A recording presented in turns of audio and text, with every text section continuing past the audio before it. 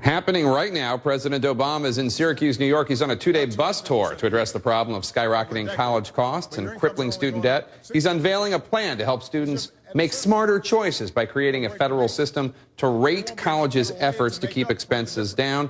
Let's listen in. At a certain point, aren't going to be able to send their kids to school. And state legislatures, they can't just keep cutting support for public colleges and universities. Colleges can't just keep on raising tuition year after year and pushing these state cutbacks onto students and families, and federal taxpayers are not going to be able to make up all the difference. Our economy can't afford the $1 trillion in outstanding student loan debt. Because when young people have that much debt, that means they can't buy a home. It means they can't start the business that maybe they've got a great idea for. And we can't price the middle class and everybody working to get into the middle class out of a college education. It'll put our young generation of workers at a competitive disadvantage for years. So if higher education is still the best ticket to upward mobility in America, and it is, then we've got to make sure it's within reach. We've got to make sure that we are improving economic mobility, not making it worse. Higher education should not be a luxury. It is a necessity, an economic imperative that every family in America should be able to afford. So,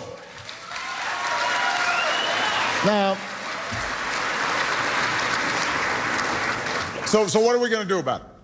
Today, what I've done is propose major new reforms that'll shake up the current system. We want to create better incentives for colleges to do more with less and to deliver better value for our students and their families.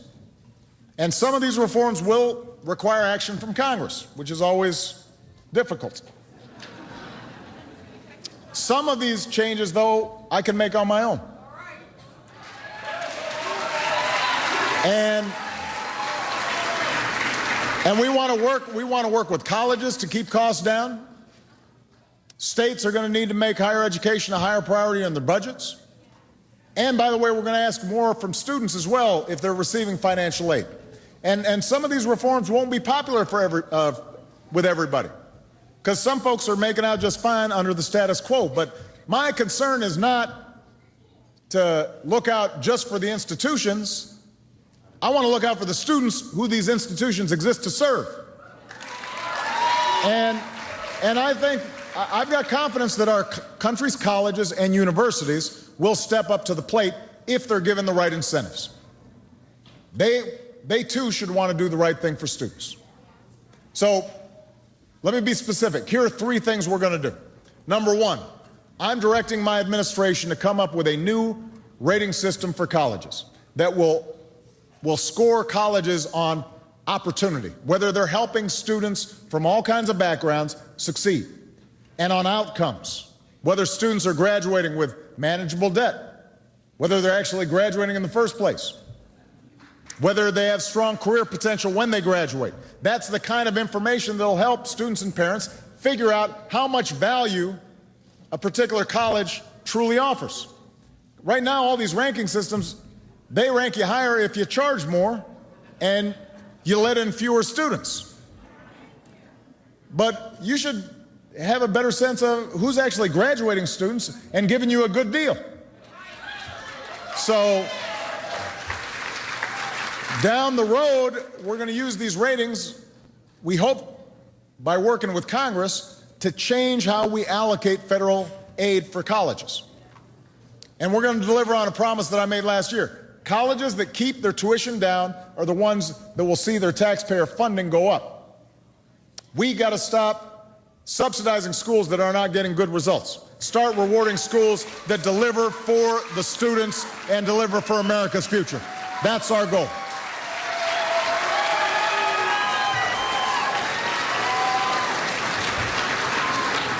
Our second goal, we want to encourage more colleges to embrace innovation, to try new ways of providing a great education without breaking the bank. A growing number of colleges across the country are testing some new approaches, so they're finding new ways, for example, to use online education to save time and money.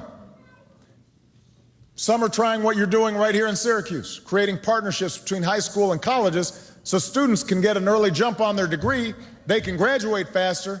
That means they're paying less in tuition.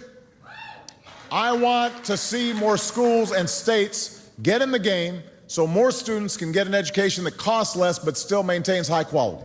And we know it can be done. It's just we got to get everybody doing it, not just a few schools or a few cities around the country. That's the second goal.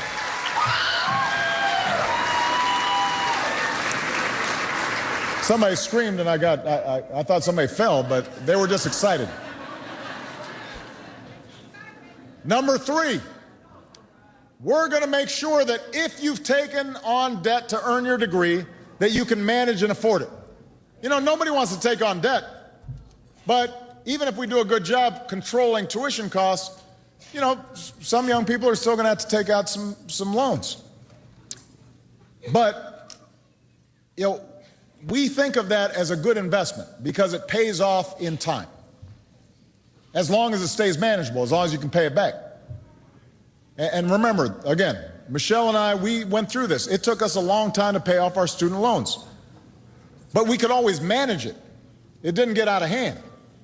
And I don't want debt to keep young people, some who are here today, from going into professions like teaching, for example, that may not pay as much money, but are of huge value to the country.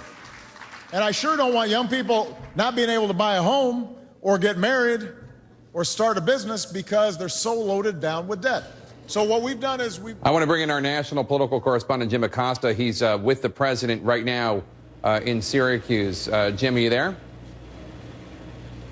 I'm here, Jake. This was very much, the president has said, as you know, Jake, that he's run for his last election, but this felt very much like a campaign swing across upstate New York today, starting in Buffalo, now in Syracuse, talking about this higher education plan that would set up this new rating system for colleges and universities. But, Jake, he also took time out to try to set the stage for these debates that are coming up in the fall in Washington on the debt ceiling and the budget. He even took time out to call out Republicans who have said that the government should be shut down if Obamacare is not defunded. But these foreign crises, Jake, just keep creeping in. They keep creeping into the conversation for this president, for this administration.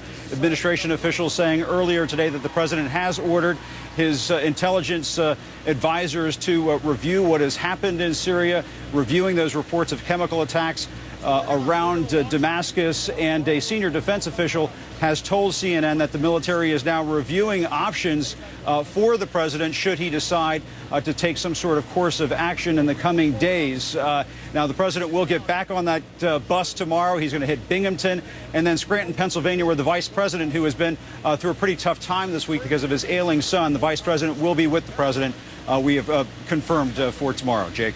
All right, Jim Acosta with the president. We should note that CNN's Chris Cuomo is getting a rare interview with President Obama on the problem of student debt and, of course, much, much more. Be sure to watch that tomorrow on CNN's New Day, beginning at 6 a.m. Eastern. Up next, Ashton Kutcher adds Sarah Palin and Rush Limbaugh to his list of fans, and we'll tell you why.